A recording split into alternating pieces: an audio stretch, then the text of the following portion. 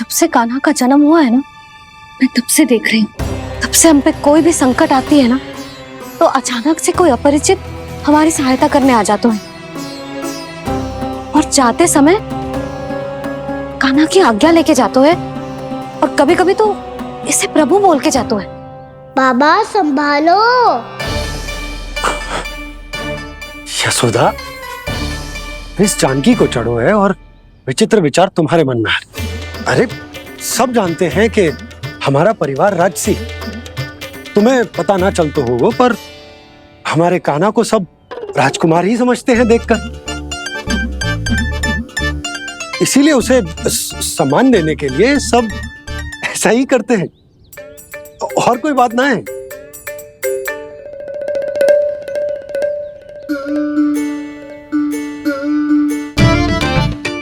अब जे मेरे लल्ला को ऐसे क्यों घूर रहे हैं? बुरी दृष्टि लगाएंगे क्या? वैद्यराज जी,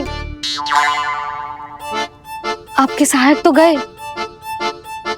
अब आप यहाँ क्यों? वो क्या है ना, मैं अपने रोगी का निरीक्षण करके पूरी तरह से संतुष्ट होकर ही जाता हूँ।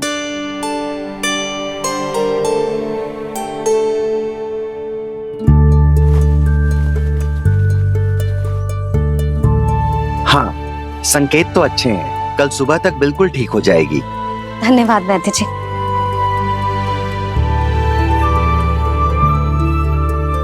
बस तो फिर हम कल पकड़न पकड़ाई खेलेंगे जानकी।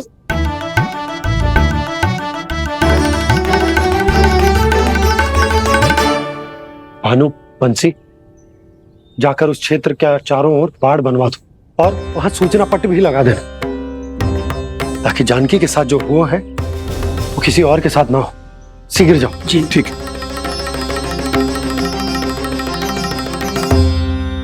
बाड़ और सूचना पट लगवाने से समस्या का समाधान नहीं होगा बाबा।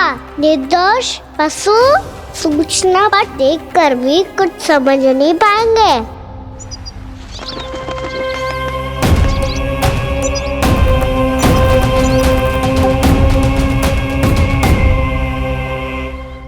तो तुम्हारे कहने का अर्थ यह है कि व्योमासुर मारा जा चुका है और वो बालक अब भी जीवित है।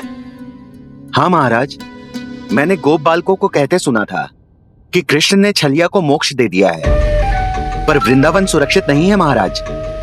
वो एक बहुत बड़ी समस्या से जूझ रहे हैं। कैसी समस्या? गांव के निकट क्षेत्र में किसी विषैले सर्प का निवास है। उसके विष का प्रभाव इतना भयानक है महाराज, जैसे विष ना हो, स्वयं हलाहल हो। मेरी कोई भी औषधि रोगी का उपचार नहीं कर पा रही थी। निकट के क्षेत्र में कहाँ है वो सर्प?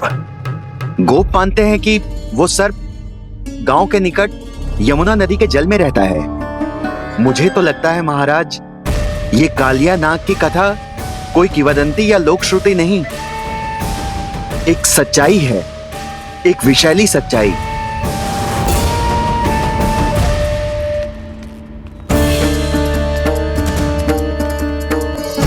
कालिया का सामना करने का समय आ गया है, पर उससे पहले मुझे बुलाना होगा उन्हें।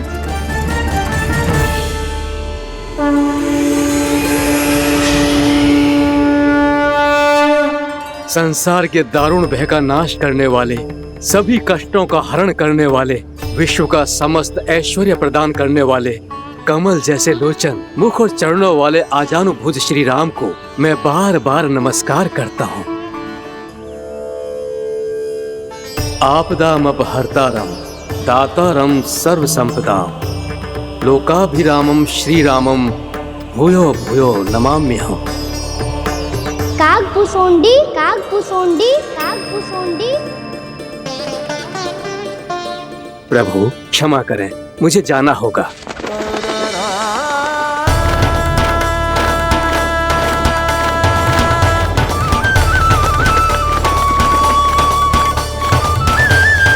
प्रणाम प्रभु। अनेक बार मैं आपके दर्शनों के लिए आया प्रभु। कभी नंद भवन के झरोखों से आपके दर्शन करके चला जाता था, तो कभी दूर किसी वृक्ष की आड़ से आपको निहार लिया करता था। आज आपने स्वयं मुझे बुलाकर धन्य कर दिया प्रभु।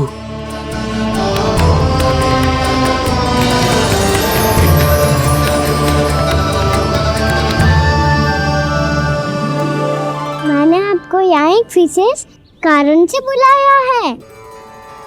आपके श्राप से इस कालिया नाग को मुक्त करने का समय आ गया है। ये तो बहुत ही उत्तम समाचार है प्रभु। इतने वर्ष बीत गए, मुझे आज भी स्मरण है वो दिन जब मैंने उन्हें श्राप दिया था। अपने क्रोध पर नियंत्रण खोकर बहुत बड़ी भूल कर दी थी मैंने प्रभु। बीती हुई घटनाओं पर दुखी होके कोई लाभ नहीं है। हमें भविष्य की ओर देखना होगा।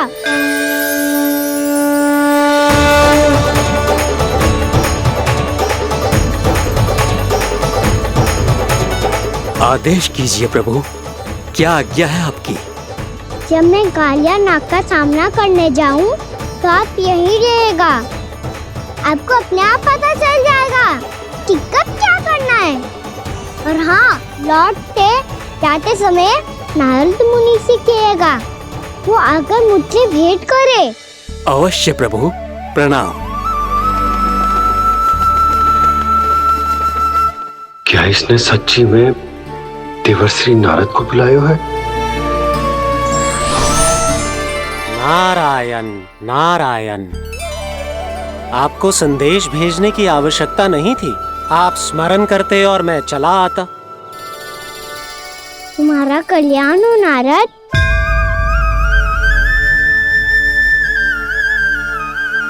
मैंने तुम्हें एक विशेष कार्य के लिए बुलाया है।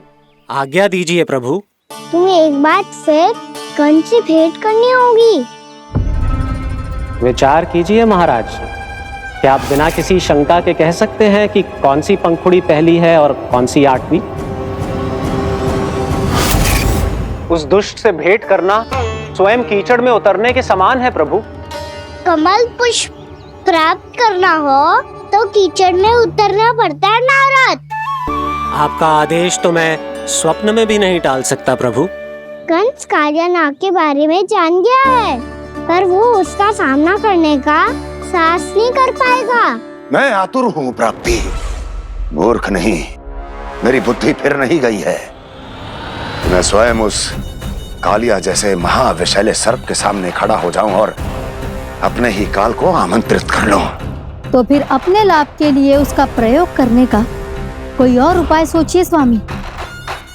कुछ ऐसा कीजिए कि यमुना नदी का पूरा जल विषैला हो जाए और वृंदावन वासी उसका उपयोग करे, और आपका काल कहलाने वाला वो बालक स्वयं काल के गाल में चला जाए। उत्तम उत्तम सुझाव है प्राप्ति। अब मुझे उस कालिया तक पहुंचने का मार्ग ढूंढना होगा। उसको विवश करने का कोई उपाय ढूंढना होगा, क्योंकि व्यक्तिगत रूप से उससे भेंट करना असंभव है। असंभव। आप सही कह रहे हैं प्रभु। कंस में उतना सामर्थ्य नहीं कि वो कालिया नाग का सामना स्वयं कर सके। वैसे तो कालिया गरुड़ देव का भी सम्मान नहीं करता, तो फिर वो कंस का सम्मान क्यों करेगा भला? नहीं करेगा, पर कंस तुम्हारा सम्मान अवश्य करेगा नारद। तुम्हारी बातें भी सुनेगा और मानेगा भी। ये मेरी योजना का बहुत ही महत्वपूर्ण भाग है। तुम कंस के पास जाओ और कहो कि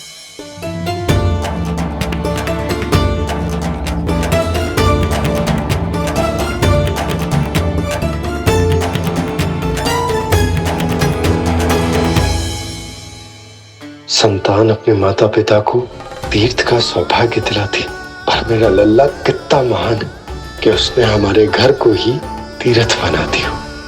ऐसा तीर्थ जहां मेरी आंखों के सामने भक्त और भगवान का मिलन हो रहा है। जो आज्ञा प्रभु।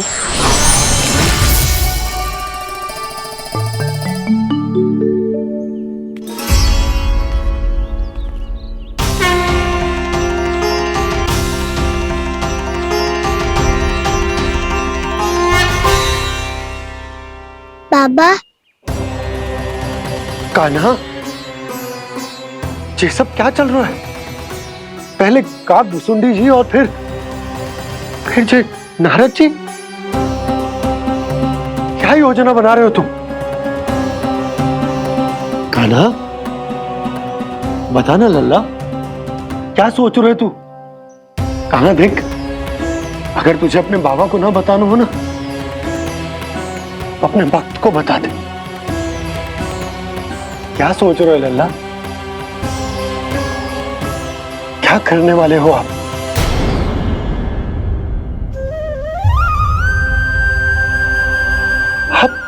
आप इतने दुखी क्यों हो? कान्हा, कान्हा, क्या होगा? क्योंकि मुझे आभास हो गया है बाबा, समय आने वाला है। कौन सा समय आने वाला है लल्ला? शीघ्र ही सब कुछ बदलने वाला है।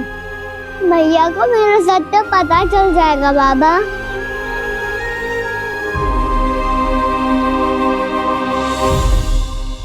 पर लल्ला, इसका काग भुसुंडी और कालिया नाग से क्या संबंध है? ऐसा क्या हुआ था और क्या होने वाला है?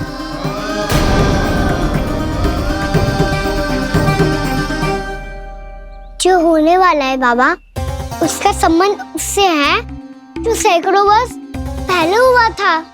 महर्षि भृगु के एक वंशज थे वेद शिरोमणि, जो विंध्याचल की पहाड़ियों में साधना कर रहे थे। तभी वहाँ अश्वशिरा नाम के एक दूसरे मुनि आमंत्रण के बिना ही आ गए। कितना सुंदर और शांतिपूर्ण आश्रम है।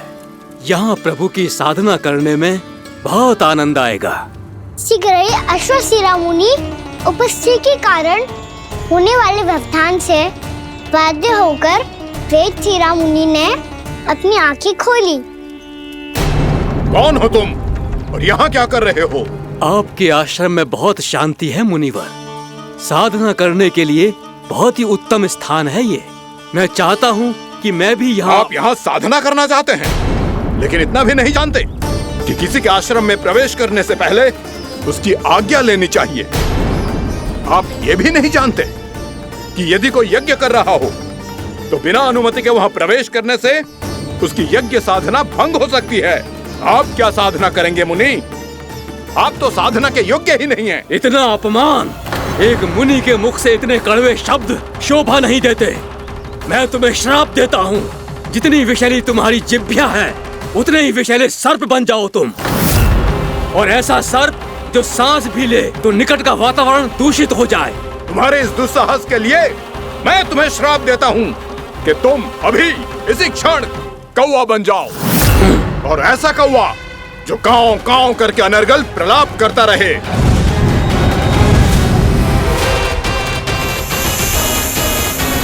ये मैंने क्या किया? ये मैंने क्या किया? क्रोध के कारण दोनों ने एक दूसरे को श्राप दे दिया। पर दोनों ही मेरे भक्त हैं, और भगवान होकर मैं अपने भक्तों को इतनी कठिनाई में कैसे देख सकता था। इसीलिए जिस संकट में उन दोनों ने अपने आप को फंसा लिया था, उसका समाधान करने में मैं उनके पास गया।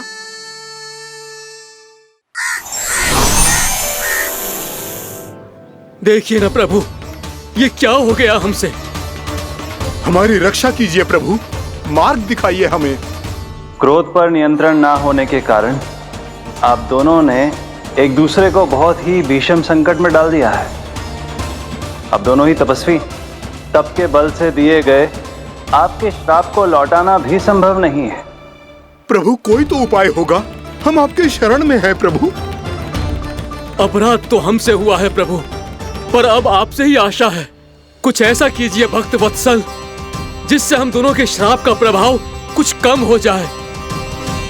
आप दोनों ही मेरे भक्त हैं, इसलिए आपकी पीड़ा का निवारण करने का एक उपाय है मेरे पास। वेद शिरोमणि, जब आप कालिया नाग बनेंगे तो आपको मेरे चरणों को अपने शीश पर धारण करने का सौभाग्य मिलेगा। और अश्र शिरोमुनि, आप काग योनि होने के बाद भी आप श्रेष्ठतम ज्ञान और सर्वाधिक यौगिक सिद्धियों के स्वामी होंगे और प्रवचन दिया करेंगे। इसके बाद अश्वशिरा मुनि काक भुसुंडी बन गए, जिन्होंने आगे चलकर स्वयं गरुड़ देव को रामायण सुनाई।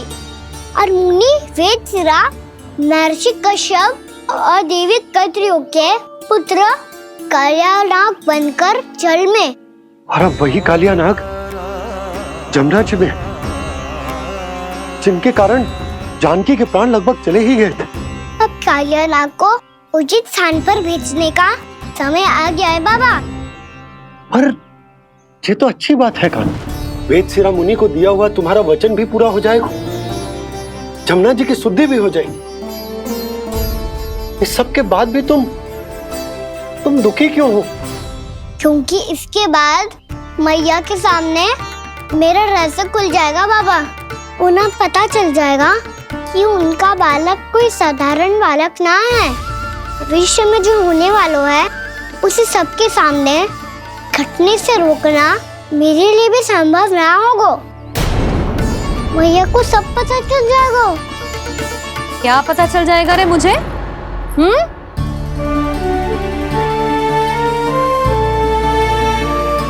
यही कि सबसे अधिक प्रेम मैं आपसे ही करता हूँ।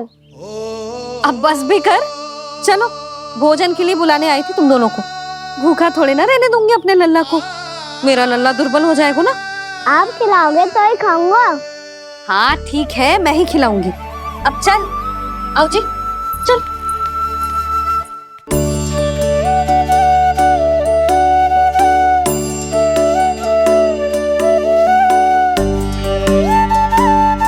मैया खेलो ना मेरे साथ। मैया सुनो ना, मेरी बात ना मानोगी? अभी बहुत कार्य पड़े लल्ला, देख जानकी को औषधि भी देने जानो है ना। औषधि मैं दे दूंगा, फिर तो खेलोगी ना आप मेरे साथ। पिछले कुछ दिनों से अपनी मैया का अधिक से अधिक प्रेम पाने का प्रयास करो है कान्हा। इसका तो एक ही अर्थ हो सकता कि कछु बहुत बड़ो होने वालों है। कान्हा रुक जा लल्ला। कान्हा क्यों तंग कर रहा है? मैया को पहन लेना। कान्हा, कान्हा, ये क्या करो तूने?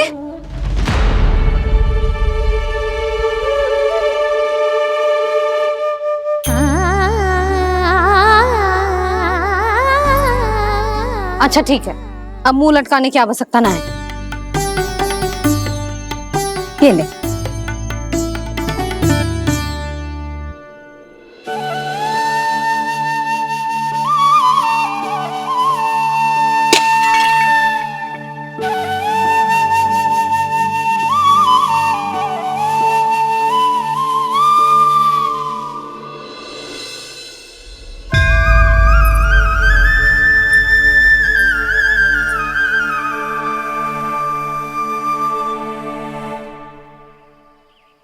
तंग करे मैया को खिजाए, खेले रूठे मनाए, लीला अनोखी करके शरारत, कान्हा दंड भी पाए।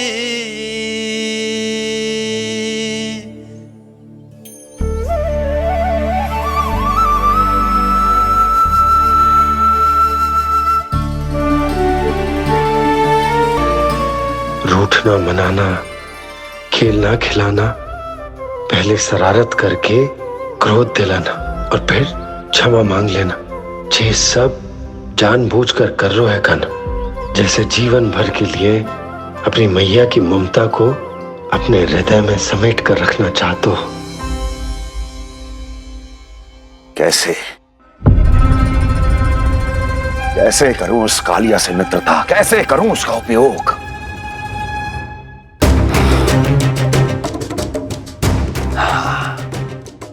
उस पर आक्रमण कर देता हूं और उसे किसी ना किसी तरह से यह विश्वास दिला देता हूं कि यह आक्रमण उस विष्णु अवतार ने किया है। फिर वो क्रोध में आकर सारे वृंदावन वासियों को अपने विष से समाप्त कर देगा। उचित है, ये उचित है। नारायण हरि, नारायण हरि।